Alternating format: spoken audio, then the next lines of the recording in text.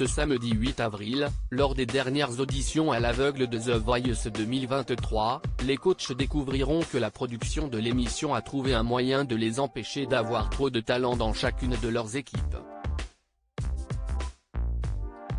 Ce samedi 8 avril, TF1 diffusera les dernières auditions à l'aveugle de The Voice 2023.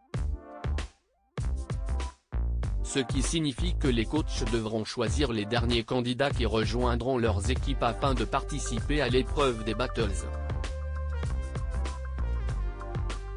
Pour cette 12e saison, les jurés ont droit à 14 talents.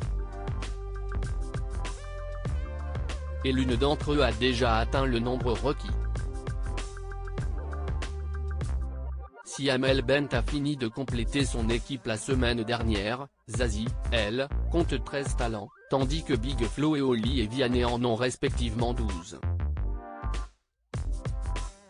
Une chose est sûre, cette année, les coachs n'auront pas du tout la possibilité de dépasser le nombre limite de candidats qui doit composer leur team. Et pour cause, après plusieurs tricheries lors des précédentes éditions du Télécrochet, la production a décidé de sévir en mettant une nouveauté. La production de The Voice va empêcher les coachs de tricher dans une bande-annonce dévoilée sur le compte Instagram de The Voice. Amel Bent rappelle à ses camarades qu'il y a un nombre limite de talents à ne pas dépasser. Vous savez que cette année on n'a archi pas le droit de dépasser, leur lance-t-elle. Je suis désolé, mais le dépassement dans le nombre de talents, c'est un acquis social. Moi, je ne lâcherai pas dessus, lui répond Vianney. Je n'ai pas prévu de respecter les règles, de toute façon, rétorque la chanteuse, qui ignore alors que la production a trouvé un moyen d'empêcher les coachs dont les équipes sont déjà complètes de buzzer.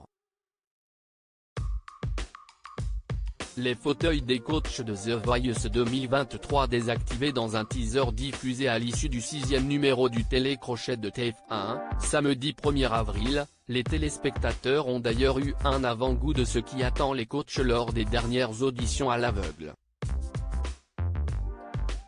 Une fois qu'ils auront complété leurs équipes, les jurés auront la très mauvaise surprise de découvrir que leurs fauteuils ont été bloqués.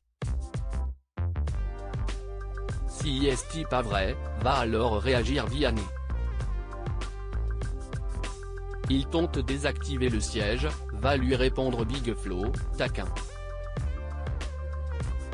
On a plus de place, mais on s'arrange, si est-il la vie. Va finir par capituler l'interprète de Beau Papa, qui n'appréciait déjà pas beaucoup les auditions à l'aveugle. Use post ton Instagram à post shared by The Voice, la plus belle voix @voice-batf1, à lire aussi Mister France Corse 2021 va tenter sa chance dans The Voice 2023 ce samedi 8 avril.